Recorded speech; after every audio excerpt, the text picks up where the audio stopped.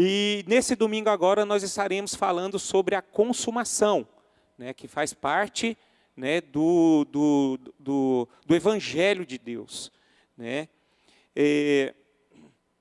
E é importante nós sabermos disso, né? Esses estudos, todos nós que estudamos e vimos, eles mostram algumas verdades, né?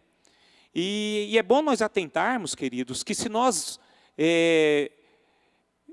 venhamos a ver o Evangelho de Deus apenas como algo pessoal, né, com certeza nós iremos seguir o caminho errado do Evangelho, né? Porque nós iremos apenas viver um Evangelho que supre apenas as nossas necessidades.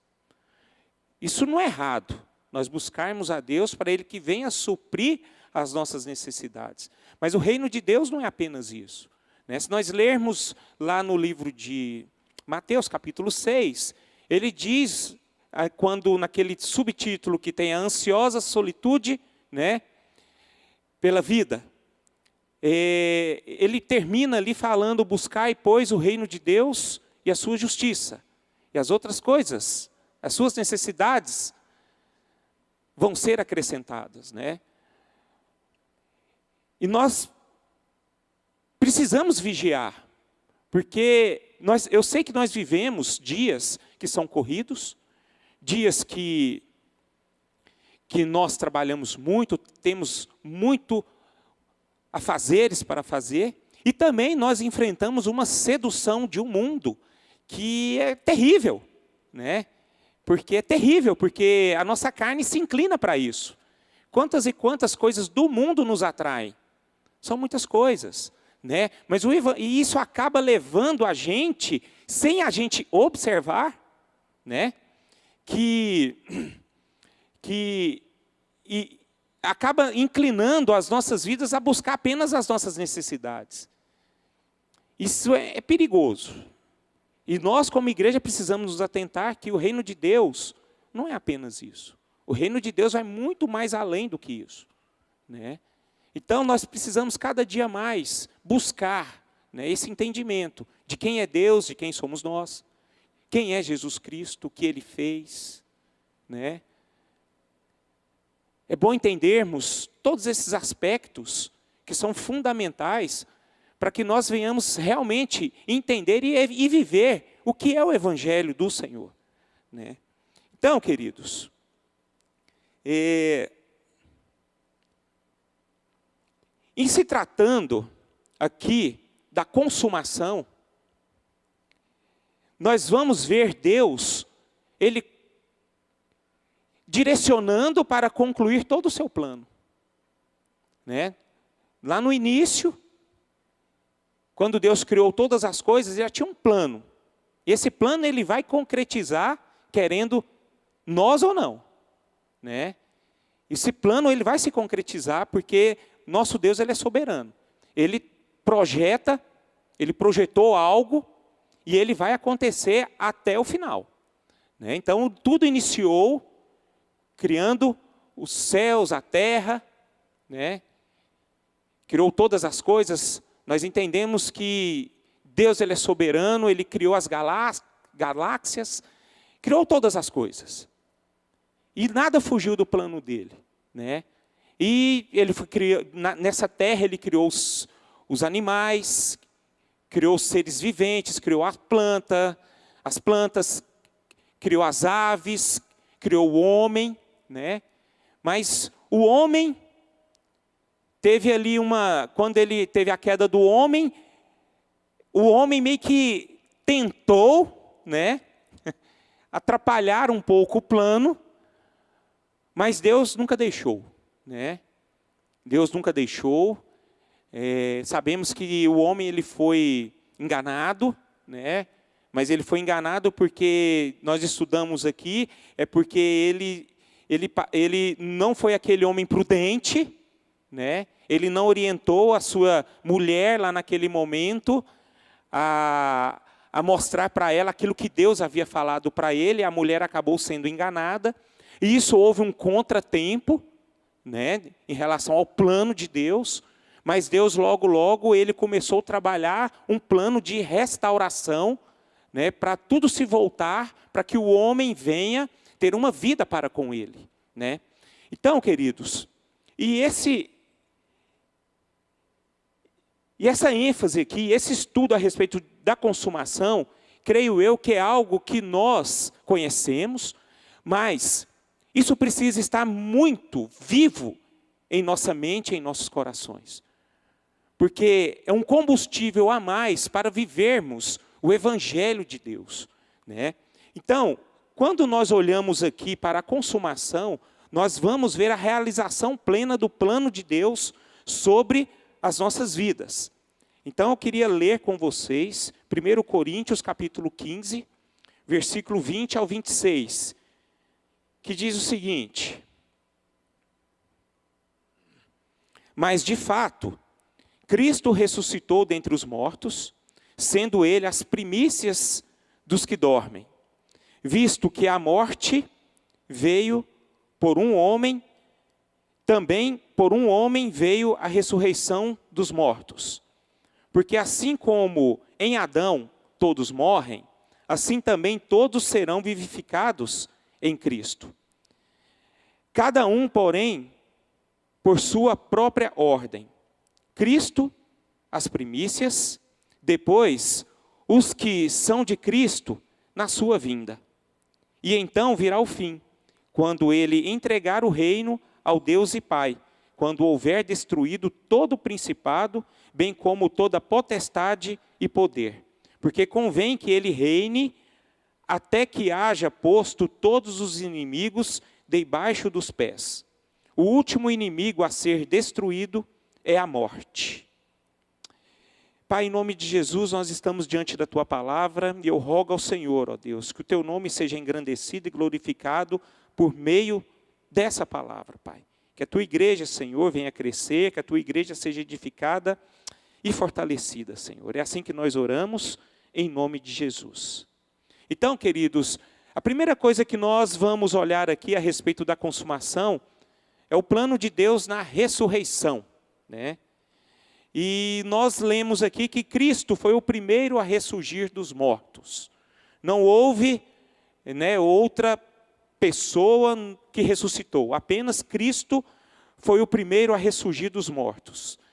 E a ressurreição de Cristo garante o quê? A nossa ressurreição, tá? Então, se Cristo ressuscitou, nós também iremos ressuscitar com Cristo Jesus. Isso é uma promessa que nós temos e é algo maravilhoso que nós, né, ainda iremos viver de uma forma audível, né? Nós iremos ver, nós iremos contemplar esta maravilha, né? Então, a ressurreição, a palavra ressurreição, a ênfase aqui, ressurreição, ela é uma doutrina, queridos, né? Hoje se falam muito em doutrinas. Hoje pregam-se doutrina da graça. E nós podemos ver que existem várias doutrinas de uma graça, né? Não vou me atentar aqui, mas existem doutrinas da graça. Existem doutrinas da prosperidade, né? Agora, existe uma doutrina que isso precisa ser revelado, isso precisa ser falado dentro da igreja, que é a doutrina da ressurreição. Porque a ressurreição de Cristo é a doutrina central da fé cristã, queridos. Se nós estamos aqui e temos uma esperança, é porque Cristo ressuscitou. Ele está vivo. Então houve uma obra maravilhosa. E esse plano de Deus na consumação, ele começou, é lógico, desde do início. Mas os olhos humanos viram, né, aquilo que Abraão, Isaac e Jacó não viram, né? Os apóstolos de Jesus viram. E nós não vimos, mas nós viemos o quê? Após a ressurreição e a morte. Eu fico imaginando como Isaías mesmo pregou, né, o profeta messiânico. Ele falava de Cristo, né? Ele falava de Cristo. Se nós lermos aqui capítulo 41, nós podemos ver que ele ansiava por Cristo. Nós podemos ver ele no capítulo 53, ele relatando o sacrifício de Cristo ali na cruz do Calvário. Esses homens, eles relataram, mas eles não viram, eles não viveram. Mas só que é o seguinte, sabe o que é o interessante do plano de Deus na ressurreição? Esses homens que lá para trás ficaram, eles vão reinar também. Olha como é que é o poder de Deus. Olha o que Deus faz através do seu plano da ressurreição. Todos aqueles que viveram lá atrás, todos aqueles que viveram pensando o que iria acontecer na vida deles, e isso não aconteceu, mas eles morreram com essa expectativa, com essa esperança de que existe uma vida após a nossa morte aqui terrena. E é algo que nós devemos inclinar os nossos corações todos os dias, queridos. A palavra de Deus ela é muito clara quando o apóstolo Paulo diz, em 1 Coríntios capítulo 15 mesmo, se nós limitarmos a Cristo apenas a essa vida, ou então buscarmos a Cristo apenas a essa vida, nós somos as pessoas mais miseráveis deste mundo. Então nós devemos focar nisso. A minha vida cristã, ela é muito mais além do que eu estar aqui servindo ao Senhor. Existe uma esperança para nós. Existe algo diferente que nós iremos contemplar futuramente. E isso precisa ser o combustível para as nossas vidas. E você sabe o que eu acho interessante nós ouvirmos e falarmos sobre isso? Porque você já reparou que a nossa vida, a gente começa a acostumar com as coisas? Né? Nós entramos num ritmo, né? Percebe-se aqui, isso foi comprovado em nós aqui na pandemia. As igrejas fecharam e nós ficamos o quê? Reclusos em casa. Então as pessoas acostumaram a ficar dentro de casa. Você viu tanto que foi difícil as pessoas saírem de casa? Inventaram um monte de coisas. Ah, estou com receio, estou com medo. Não, isso foi acomodação. Então nós nos acomodamos. E quando nós temos um ritmo de vida, nós começamos a acostumar com esse ritmo de vida. E nós acabamos a esquecer aquilo que é essencial para uma vida cristã. É vivermos de acordo com as promessas de Deus, que é uma promessa de ressurreição. Então essa ressurreição, ela precisa estar inclinado em nossos corações, em nossas vidas. Amém, queridos? E a ressurreição é a garantia que Cristo deu a todos nós pela sua obra expiatória. E essa obra que Ele fez por nós, ela foi plenamente aceita pelo Pai. Então, queridos, a ressurreição de Cristo prova para todos nós que a morte não tem a última palavra. O nosso maior inimigo sempre foi o quê? A morte. A morte, tudo acabava diante da morte. Era assim, morreu, acabou. Morreu, acabou. Que vida sem graça, né? Eu fico imaginando essas pessoas, e existem muitas, que trabalham a vida inteira, ganham muito dinheiro, ganham respeito, homenagens, grandes e grandes homenagens. E elas pensam que a vida delas vão acabar aqui na terra. Isso é triste ver isso. Pessoas que não creem no Evangelho. Mas o problema é que a vida delas, de fato, não vão acabar mesmo. Elas vão receber um juízo. Uns vão para uma vida eterna, mas os outros receberão o juízo de Deus.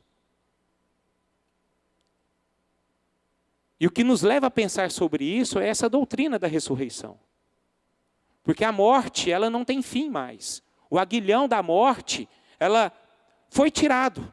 Existe uma vida sim após a morte. A nossa morte aqui terrena. Uns receberão graça, uns foram justificados, mas outros também serão o quê? Condenados. E dói o meu coração quando eu ouço palavras de uma doutrina que se chama graça nos dias de hoje e são ministradas de uma forma deturpada. Uma graça que nos leva não à presença de Deus, não uma vida para com Deus, não uma intimidade com Deus, mas nos leva para um juízo de Deus. E as pessoas caem muito fácil. Mas você sabe por que elas caem fácil? Porque não tem uma vida de leitura de palavra.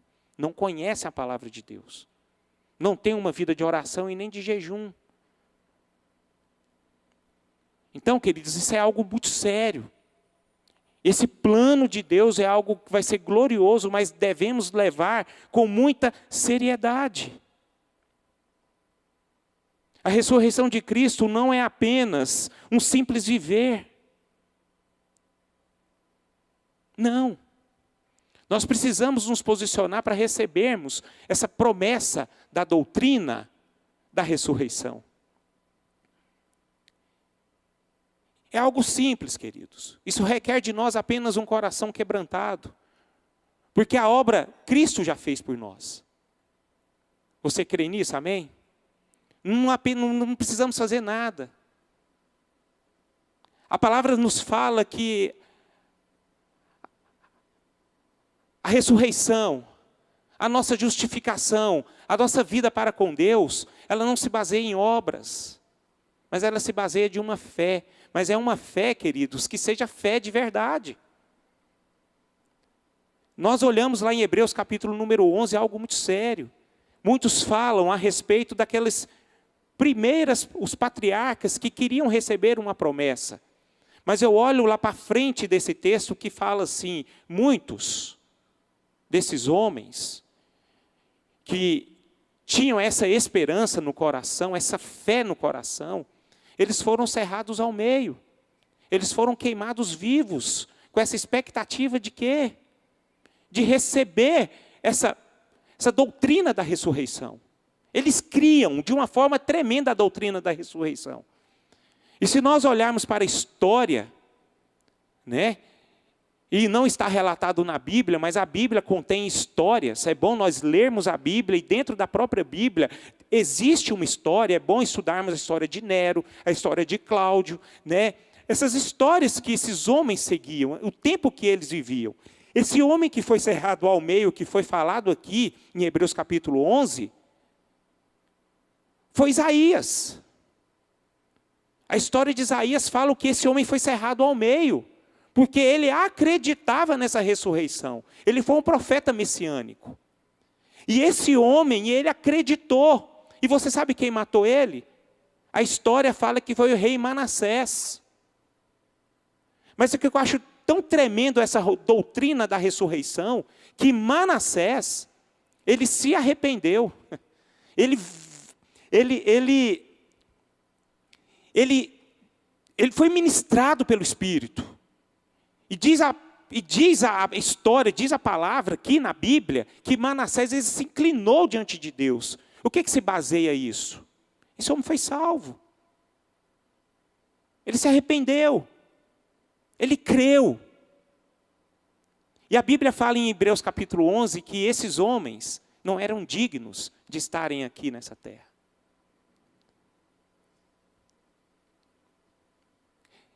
Meus irmãos, essa doutrina da ressurreição aqui é algo que é bastante sério. E para vivermos ela, nós precisamos sair da nossa zona de conforto. Nós precisamos viver para Cristo aqui nessa terra. Nós precisamos viver esse evangelho aqui nessa terra. A Bíblia ela nos mostra aqui que nós devemos trabalhar dia após dia com a dor, na expansão do reino de Deus. Foi exatamente o que Jesus ensinou para os seus discípulos. Se nós olharmos para a história de Cristo, Cristo desde quando ele começou o seu ministério, ele só foi trabalhando e ensinando e doutrinando. Ele fazia e ensinava, fazia e ensinava. Agora, sabe o que é o nosso grande problema de hoje? Acho bom que os apóstolos de Jesus, eles compraram essa ideia. Agora, hoje, nem todos fazem e muito menos ensinam. Você sabe por que que eles faziam e ensinavam? Porque eles tinham essa doutrina ardendo no coração deles. Queridos, se nós conseguirmos colocarmos essa doutrina ardendo dentro do nosso coração, você pode ter certeza que o nome, o reino de Deus será glorificado de uma certa forma na sua vida, em que as pessoas vão se assustarem. Achei linda a história em que os apóstolos de Jesus, quando eles tiveram esse entendimento, essa doutrina da ressurreição, porque se você ver a forma como eles evangelizavam só a morte e a ressurreição de Cristo.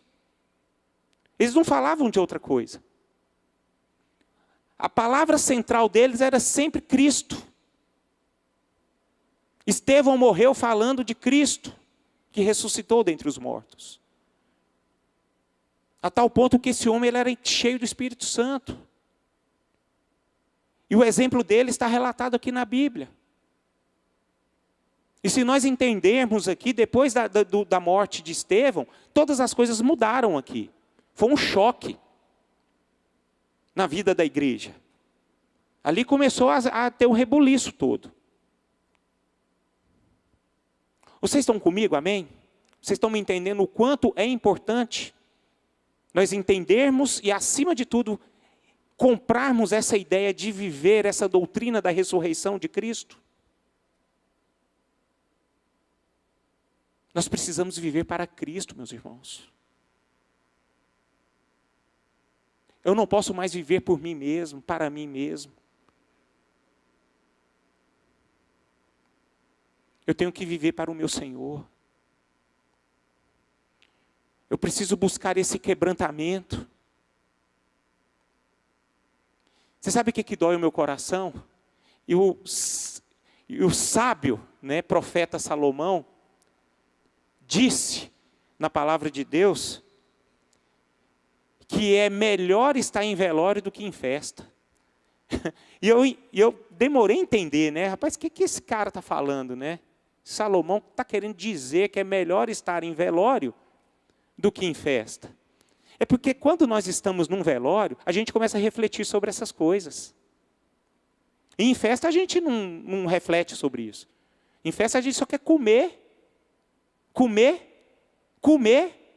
e depois beber alguma coisa para comer mais, porque fica entalado.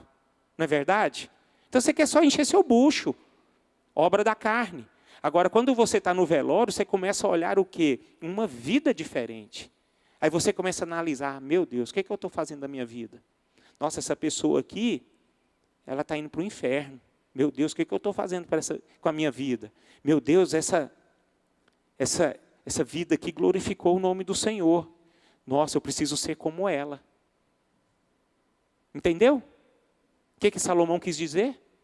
E está vendo que muitas vezes nós inclinamos os nossos pensamentos, os nossos corações, quando nós estamos nesses ambientes? Está errado. Nós precisamos viver isso todos os dias, queridos. Na esperança de Cristo é o nosso Senhor, e que um dia nós estaremos reinando com Ele para todo sempre. Posso ouvir um amém? Glória a Deus? Então vamos fazer um compromisso diante de Deus essa manhã. Senhor, eu quero viver para a Tua glória. Eu quero viver caminhando para essa promessa. E que nada, absolutamente nada vai me atrapalhar esse meu caminhar, esse projeto que o Senhor proporcionou para mim. Porque isso é um plano de Deus, queridos. E a vontade de Deus, nesse plano, é que todos nós venhamos estar com Ele. Esse é o plano de Deus, é o plano da consumação. Agora, como a nossa ressurreição, esse é o segundo ponto que eu queria destacar para vocês, como a nossa ressurreição se dará, a nossa ressurreição, como ela se dará? ela vai se dar com o retorno de Jesus. Ela se dará no retorno de Jesus. E nessa ocasião, ele trará juízo e condenação para os ímpios. É importante nós lermos e tirarmos da Bíblia alguns versículos para comprovarmos o que nós estamos falando aqui. Em Eclesiastes 12, 14, e foi exatamente Salomão que escreveu, ele diz o seguinte: porque Deus há de trazer a juízo toda a obra e até tudo o que está encoberto, quer seja bom, quer seja mal. Eu li a outra versão, como é que está aqui? Porque Deus há de trazer a juízo todas as obras, até as que estão escondidas, quer sejam boas, quer sejam más. Meus irmãos, eu estava meditando sobre esse versículo, e quando nós olhamos, pensamos, né? Eu gosto muito de pensar. Eu cheguei assim, eu começo a ler, eu paro num versículo, eu vou além. Eu vou tentando imaginar aquilo que o profeta está querendo dizer, ou então qualquer versículo que a palavra quer dizer. E nesse versículo eu olhei para mim. Falei, Senhor, será que eu estou aqui na frente de uma igreja? Tentando passar a mensagem da palavra de Deus? Será que essa obra que eu estou fazendo é uma obra certa? Naquilo que motiva o meu coração? Vocês estão me entendendo? Você vê como é que são obras? Eu fico imaginando, por que a gente faz o bem para uma pessoa? Será que é porque a gente ama? Ou então é porque isso faz bem para nós ajudar uma pessoa?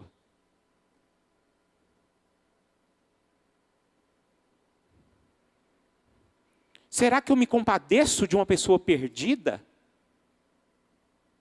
É porque as pessoas vão reconhecer eu como uma pessoa de Deus? Ou porque, de fato, eu amo essa pessoa como Cristo amou ela? Isso chama-se, queridos, obras. Você sabe o que eu acho interessante? Que Deus, Ele olha muito mais além daquilo que eu estou fazendo. Ele olha o que é as minhas motivações. Motivações.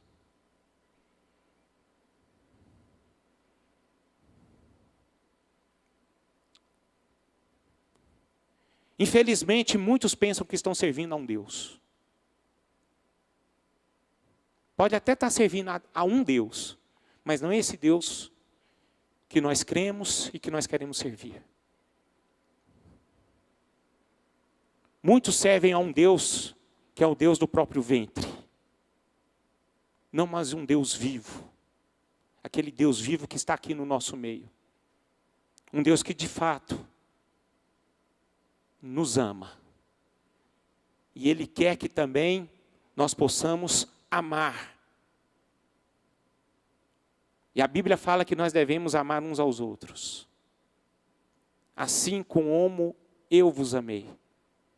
A Bíblia fala em João, quando ele fala, um novo mandamento eu vos dou. Amai-vos uns aos outros, assim como eu vos amei. Aí eu olho para esse versículo, como é que Jesus me amou? Dando a sua própria vida por mim. Aí você percebe o que é servir a Deus?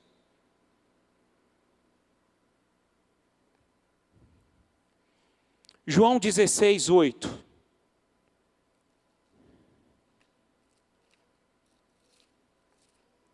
Diz o seguinte: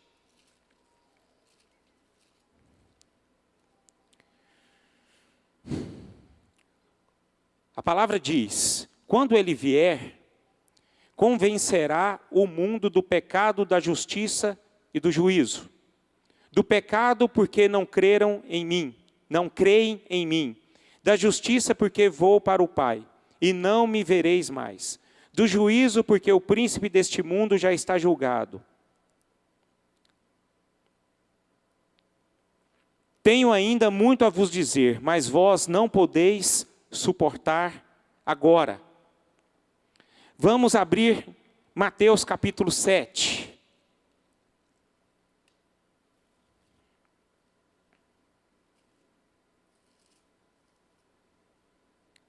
Versículo 2. Pois, com critério com que julgardes, sereis julgados, e com a medida com que tiverdes medido, vos medirão também. Por que vês tu o argueiro no olho de teu irmão, porém não reparas na trave que está no teu próprio? Ou como dirás a teu irmão, deixa-me tirar o argueiro do teu olho, quando tens a trave no teu? Hipócrita, tira primeiro a trave do teu olho, e então verás claramente para tirar o argueiro do olho do teu irmão. Meus irmãos,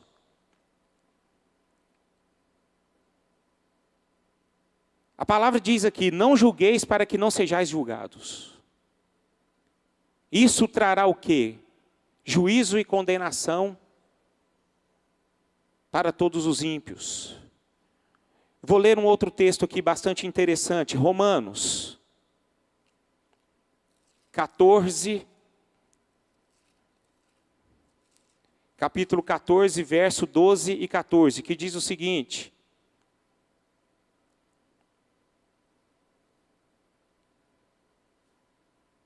assim, pois, cada um de nós dará contas de si mesmo a Deus. Quero que vocês entendam, esse versículo aqui ele é interessantíssimo. Ninguém vai ficar isento. Todos estarão na presença de Deus. Então a Bíblia fala o seguinte: assim, pois, cada um de nós dará contas de si mesmo a Deus. Não nos julguemos mais uns aos outros. Pelo contrário, tomai o propósito de não pordes tropeço ou escândalo ao vosso irmão. Eu sei e estou persuadido no Senhor Jesus de que nenhuma coisa é de si mesma impura, salvo para aquele que assim a considera. Para esse é impura. Então, meus irmãos, é algo que nós precisamos pensar. É algo que nós devemos olhar para nós mesmos e fazer uma análise de que forma, de fato, eu vivo o reino de Deus, eu vivo o evangelho de Deus, eu entendo o evangelho de Deus e compreendo o evangelho de Deus. Porque essa estrada para o juízo, isso pode acontecer com nós, de entrarmos nisso através de um engano. Porque Satanás, ele quer enganar. Muitas vezes, nós estamos caminhando para um caminho, pensando que estamos no caminho certo, mas nós não estamos. E aonde eu quero voltar com vocês? Aquilo que o Espírito Santo conduziu o nosso coração. Que nesse segundo semestre, nós precisamos o quê? Orar, jejuar. Para que nós possamos ter uma vida no Evangelho e leitura da palavra. Eu estava meditando a respeito dessas práticas, e eu olhei para a prática de Jesus. Veja bem, vamos pensar. Eu não sei como é que vocês fazem o jejum de vocês, mas existem aqueles que vão fazer alimentação só no final do dia, fazer alimentação uma vez no dia. Você chega lá às 7 horas da noite, o que você está sentindo? Você quer assaltar a geladeira, né? Você fica louco para comer. Mas eu cheguei lá no livro de Mateus capítulo 4, a Bíblia fala que Jesus, ele jejuou 40 dias e 40 noites. E Satanás, que é o enganador, ele chegou diante de Jesus e disse o seguinte, sabendo que Jesus estava morrendo de fome. Ele olhou assim, rapaz, é agora que eu vou fazer ele cair. Já que você tem poder, transforme transforma esse pão, essas pedras em pães. Se fosse nós, irmãos, na hora, eu ia ainda colocar uma mussarela ali com café. Ia comer uns 10 pães. Eu ia pegar as 10 maiores pedras que eu iria ver. Mas o que Jesus disse? Não só de pão viverá o homem, mas de toda palavra que procede da boca de Deus. O que Jesus estava ensinando ali, queridos? Espera aí, eu estou jejuando. E esse jejum fortaleceu Jesus. E o jejum ele não acaba, queridos, quando a gente vai se alimentar. Não, precisamos o quê? Chegou 7 horas, nossa, eu vou comer. Não, cadê a nossa vida com Cristo? Como é que nós vamos entregar o nosso jejum? A melhor forma de entregar o nosso jejum, você sabe o que é? Salmodiando, lendo a palavra. Assim, ó, eu estou entregando o meu jejum, mas está aqui. Mas o problema nosso, queridos, vai faltando meia hora antes de acabar o jejum, a única coisa que vem na nossa mente é do pão. Aí você está vendo que, tanto que nós somos enganados com coisas sutis, e você sabe quem que engana a gente? É o diabo. Satanás querendo nos tirar do propósito. A mesma forma que ele atacou Cristo, ele nos ataca também. Mas o problema é que Cristo ele foi firme. E muitas vezes, nós não somos firmes. Eu não sei se você já observou.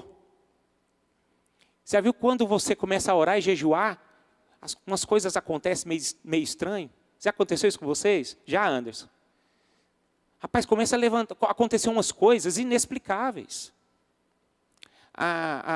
Vou até citar aqui a aflição da nossa irmã Samuraia. Nossa irmã Samuraia é mulher de Deus, né? E ela me ligou ontem, bem cedo, né? Ela me ligou cedo ontem, falando, né, a respeito do que aconteceu com Micael. A primeira coisa que ela falou, pastor, eu comecei a orar, eu comecei a jejuar, eu comecei a orar pela minha família. Primeira coisa que aconteceu nessa semana, bateram no meu carro deu perca total. E agora meu filho foi baleado. O que está acontecendo? Está vendo? Como é que as coisas começam a acontecer?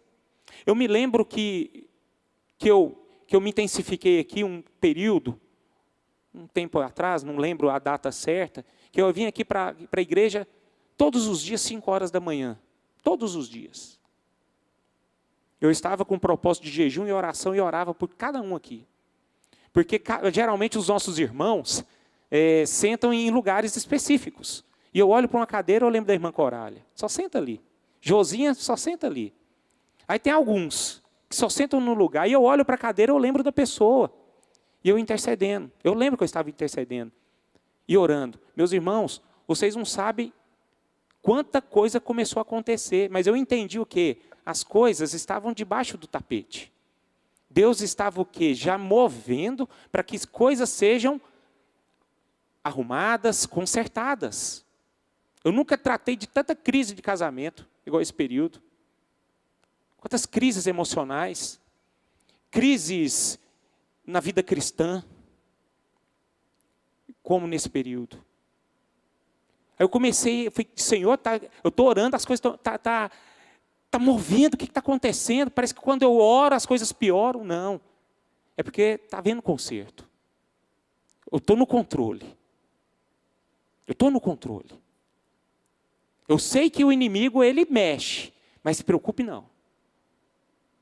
Tem um limite para Satanás. Tem um limite para ele. Mas eu estou no controle. De quem que nós lembramos? De Jó. Deus permitiu. Para que Deus fizesse uma bagunça ali na vida de Jó. Jó acomodado, tranquilo, homem de Deus, fiel. Com certeza, se fazia parte dessa igreja, estaria aqui hoje. Mas aconteceu algo, para quê? Para que esse homem pudesse crescer mais ainda no reino de Deus. Para ele ter uma vida para com Deus. A tal ponto que esse homem ele foi usado por Deus para falar dessa doutrina da ressurreição. Isso é maravilhoso, queridos. Então é algo que nós precisamos nos atentar. E tem um detalhe. A doutrina da ressurreição, com certeza, ela trará juízo e condenação para os ímpios, mas também ela trará recompensa para os justos. E isso é algo maravilhoso, é onde que nós queremos, nós precisamos o quê? Nos apoiar. Você vai ter uma recompensa. Essa recompensa não vão ser de homens. Você não vai receber homenagens aqui nessa terra. Apóstolo Pedro, quando morreu, ele não morreu recebendo homenagens.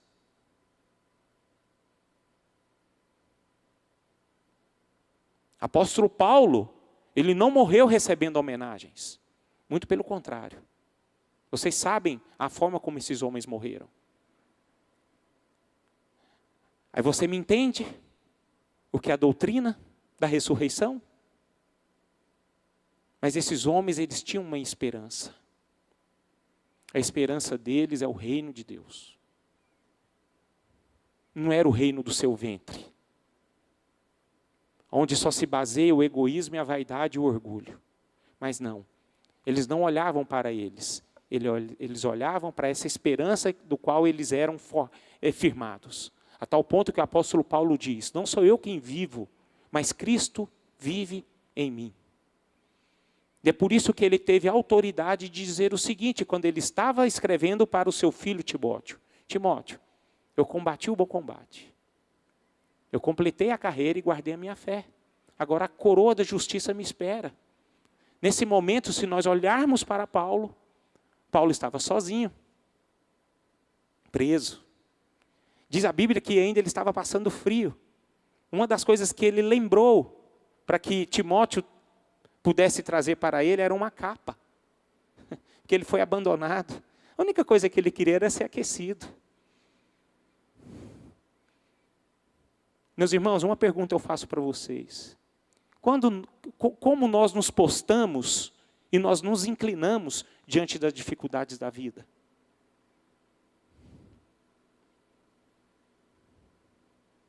Eu sei que as dificuldades, elas nos afligem.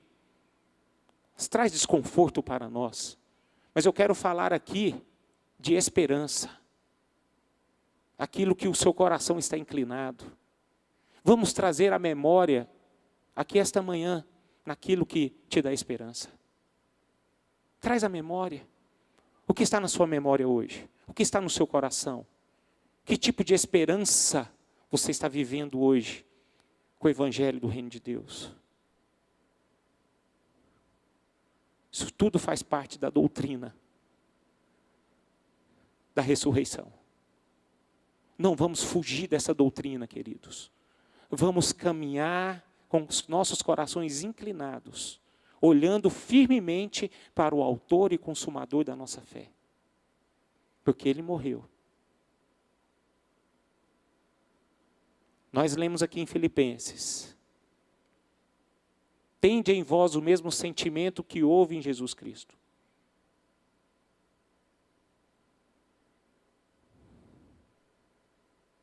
Tende em vós o mesmo sentimento que houve em Jesus Cristo. Jesus Cristo, ele se agarrou nessa esperança. Diz a Bíblia que ele era Deus. Mas ele não usou com usurpação o ser, em ser igual a Deus. Antes a si mesmo se esvaziou e se fez forma de servo.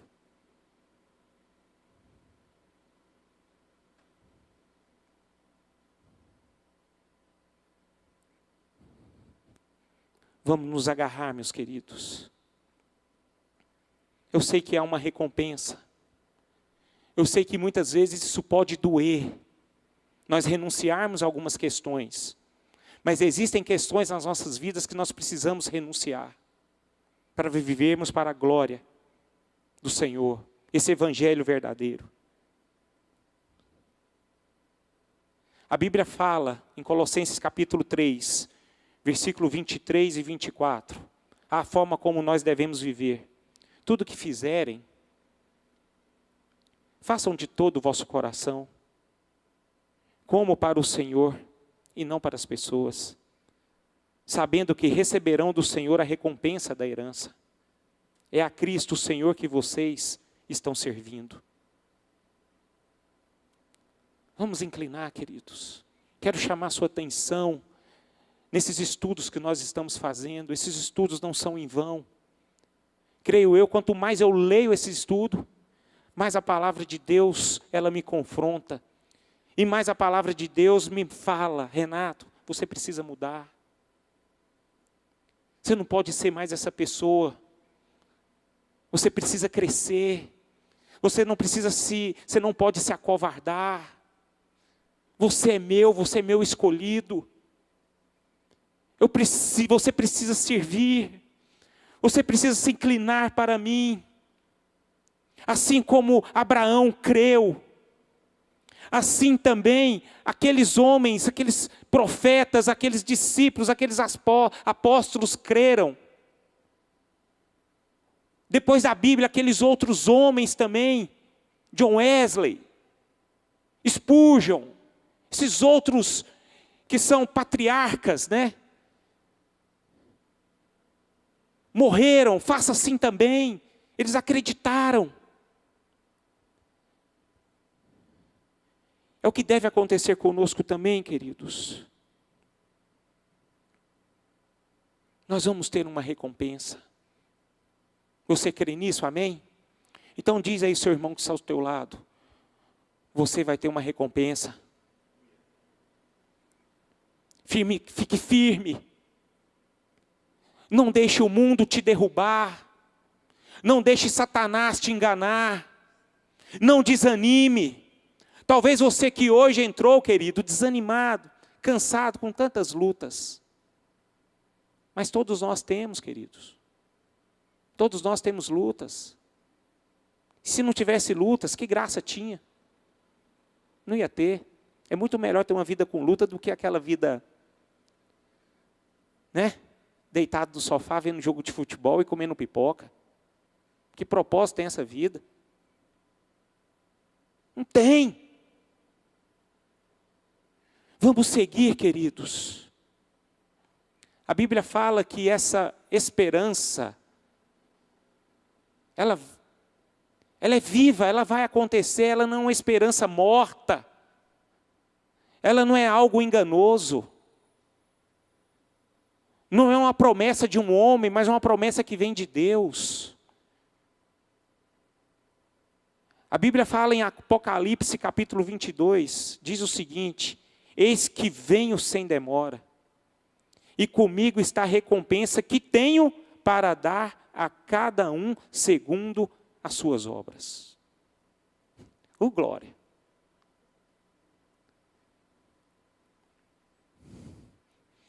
Vamos fazer um rebuliço, meus irmãos. Vamos aproveitar esses estudos aqui, vamos fazer uma coisa diferente no nosso meio. Deixa Deus trabalhar no seu coração, tirar você dessa acomodação e viver com ânimo, com força, com dedicação, com amor. Você já viu quando a pessoa é movida por amor? Quando você começou a namorar a Vera, era diferente, não era, Vera? O Irã era diferente, não era? Ele fazia de tudo por você, não fazia, irmã? Fazia o impossível, não fazia? E hoje, como é que ele está? Está perrengando. A nossa vida cristã é assim, queridos. Você já viu quando nós somos impactados pelo primeiro amor? Já viu? Rapaz, quando eu fui convertido, Julião, eu me converti, você está doido, eu queria morrer. Para ir para o céu logo. É sério, é verdade. Eu falei, cara, como é que é o céu? Eu quero viver esse negócio, eu tive um desejo de morrer. Mas não é porque eu estava triste aqui. Porque a palavra de Deus fala que, nossa, eu vou viver maravilhas, eu quero viver essa maravilha. Mas é emoção, entendeu? Aquela obra, aquela loucura. Né? Ia lá, tal. Aí depois você vai acostumando. Você vai acostumando, e de repente você está parecendo muito mais com o mundo do que o plano que Deus tem para nós. o amor vai se esfriando, queridos. Aí você está entendendo o recado que Jesus deu para a igreja de Éfeso? Em Apocalipse? Nossa, vocês estão bacana. Mas tem um detalhe ali, que vocês estão sendo reprovados. O amor de vocês se esfriou. Isso não pode acontecer, queridos. Então, quero chamar a atenção de vocês, através desses estudos.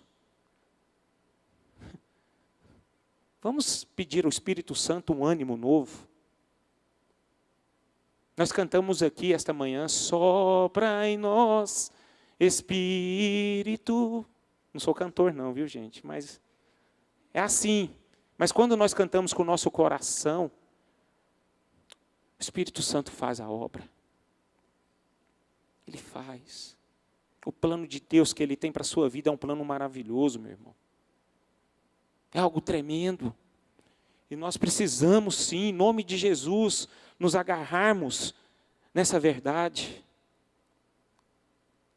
Amém? Acho que eu vou parar por aqui. Esse estudo da consumação, nós não terminou, nós vamos concluí-lo no domingo que vem, porque no domingo que vem nós iremos falar aqui da nossa situação atual e a nossa esperança, mais uma vez, né? A nossa situação atual é um pouco complicada, meus irmãos. Aí nós vamos entrar, né, falando sobre o nosso corpo, sobre a nossa mente, né, aquilo que precisa ser tratado, né, porque de fato nós sofremos ataques, e o nosso principal inimigo é o mundo, e nós sabemos quem é o príncipe deste mundo, e ele ataca diretamente a nossa mente.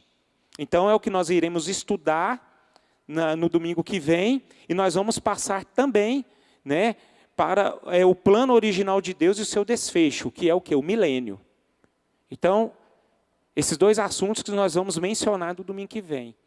E eu espero que vocês estejam aqui para aprendermos mais e sermos confrontados com amor para a honra e glória do nosso Senhor. Amém? Então vamos ficar de pé.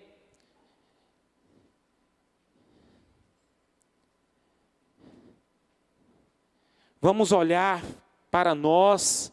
Eu queria que vocês repetissem aquela música, pode ser? E vamos olhar como é que nós estamos vivendo esse evangelho, esse presente de Deus, que Ele nos escolheu para sermos os coadjuvantes, né, dessa mensagem, porque quando eu olho para os primeiros capítulos de Gênesis, a Bíblia fala, é algo que eu acho muito interessante, a Bíblia fala que Deus criou todas as coisas, certo?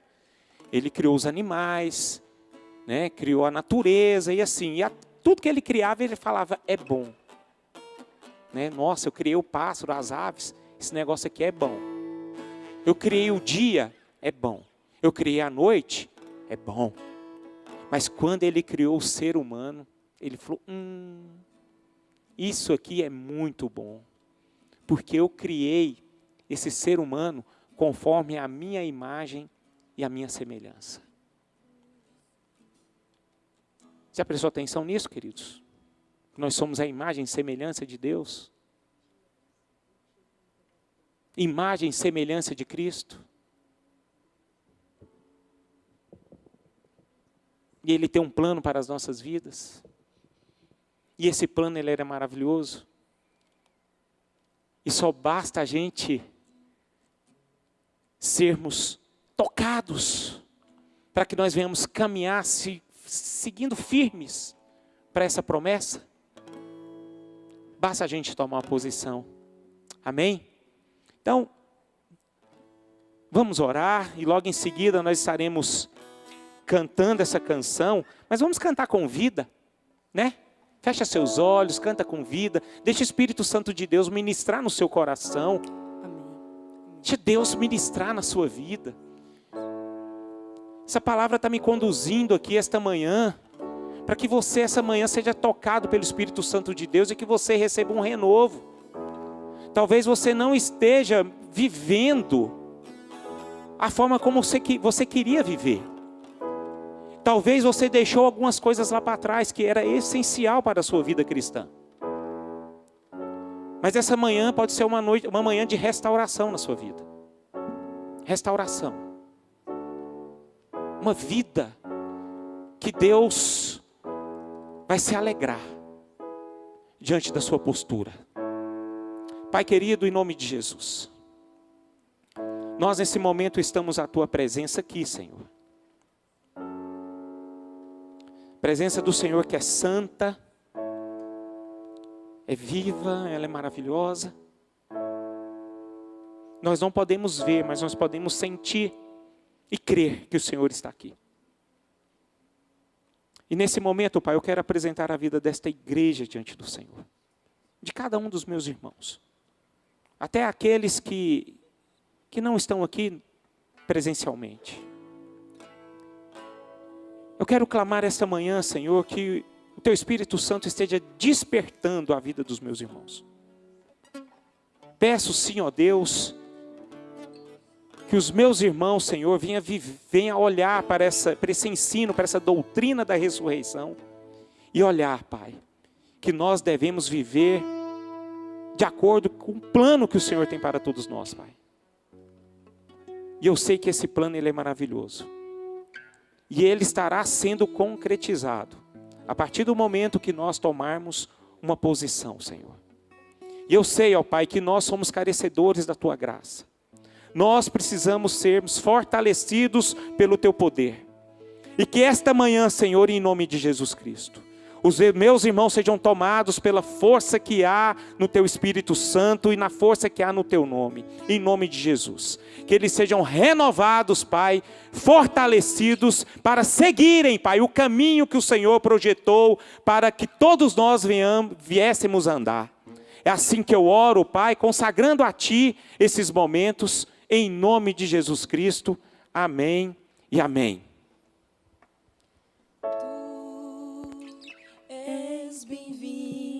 Erga suas vozes. E nosso coração toma direção. Faça dessa música uma oração. Deus, fogo consumidor, sem impedimentos, face a face, Senhor.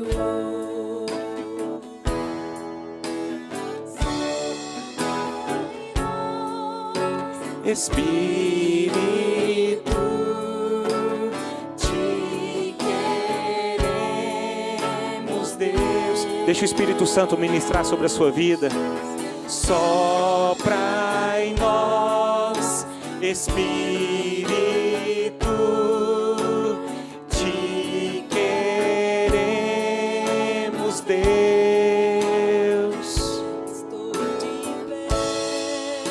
Na presença do Rei, Tua glória está aqui, Teu amor liberta-me.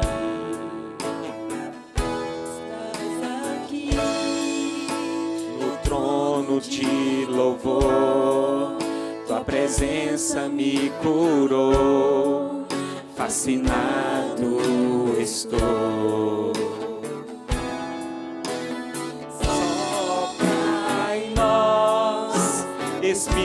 Espírito, te queremos, Deus. sopra em nós, Espírito, te queremos, Deus. Que se abram os céus e o Teu reino vem. Nossa fé está no nosso Deus. O Teu abra os céus e o Teu reino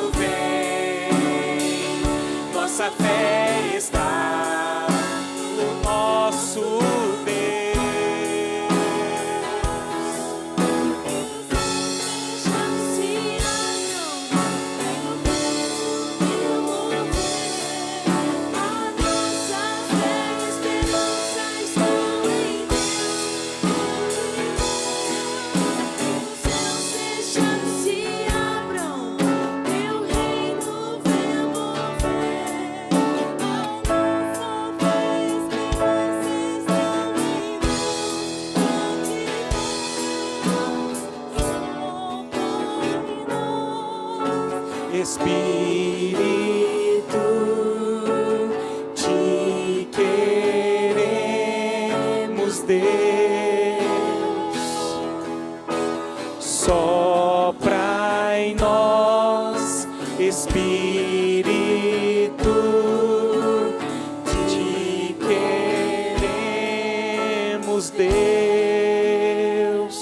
Meus irmãos, se você pudesse ajoelhar nesse momento, coloca a sua vida diante de Deus.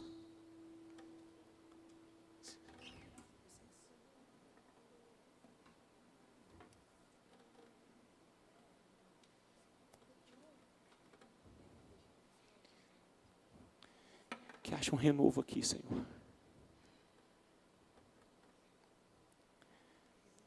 Que haja um renovo, Pai. Que haja um toque restaurador aqui esta manhã, Senhor, em nome de Jesus. Que haja um toque de vida, um toque de esperança. Que haja um renovo do Senhor em nome de Jesus, Senhor. Em nome de Jesus, Senhor. Em nome de Jesus. Que o Senhor esteja conduzindo os meus irmãos a lugares mais altos. Que haja um renovo que vem de Ti, Senhor, Espírito Santo de Deus. Enche o Teu povo, Pai. Que caia por terra agora todo desânimo, todo pecado, toda sedução do mundo. Que caia por terra agora todo desânimo, Pai. Sopra, Espírito Santo de Deus, sopra. Sopra, Senhor. Em nome de Jesus, Senhor. Que haja vida, Pai, em nome de Jesus. Em nome de Jesus, Senhor. Em nome de Jesus, Pai. Que traga vida, Senhor, avivamento. Aviva o coração dos meus irmãos, Senhor, esta manhã. Oh, Espírito Santo de Deus. Toca, toca. Toca, Senhor. Toca corações, Senhor. O que nós queremos é viver as Suas promessas, Pai. Toca, Senhor, toca. Toca, Espírito Santo, toca. Sopra. Sopra, Senhor, em nome de Jesus. Sopra, sopra, sopra. Sopra, Senhor. Sopra, Senhor, em nome de Jesus, Senhor.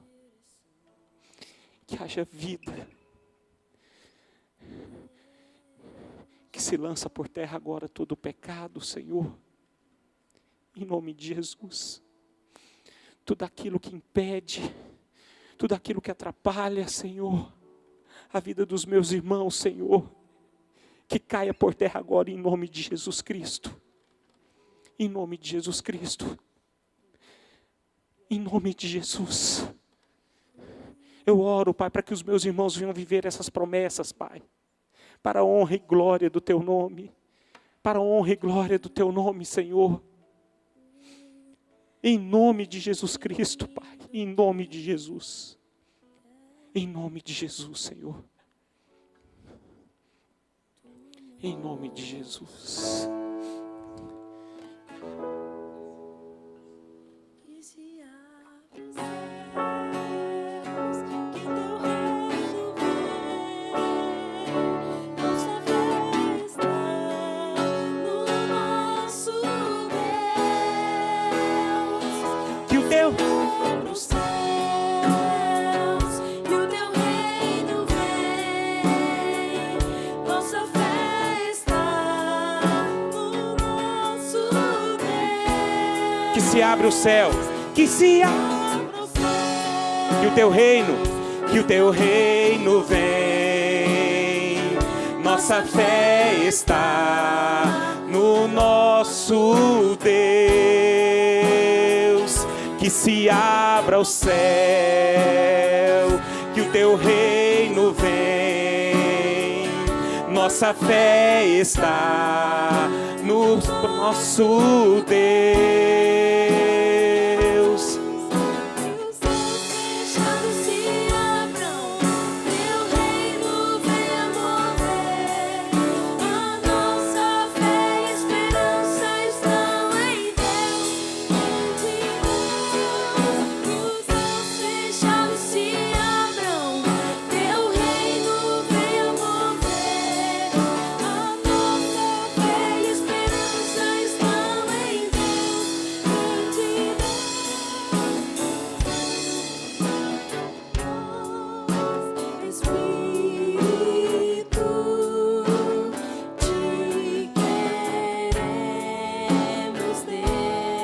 Aleluia. Sopra em nós. Sopra em nós. Espírito, te queremos, Deus. Que você possa viver para a honra e glória do nosso Senhor, amém? Dê um abraço à pessoa que está ao teu lado e diz o seguinte: vamos viver para a glória de Deus. Vamos viver para o reino de Deus. Jesus tem uma promessa para nós.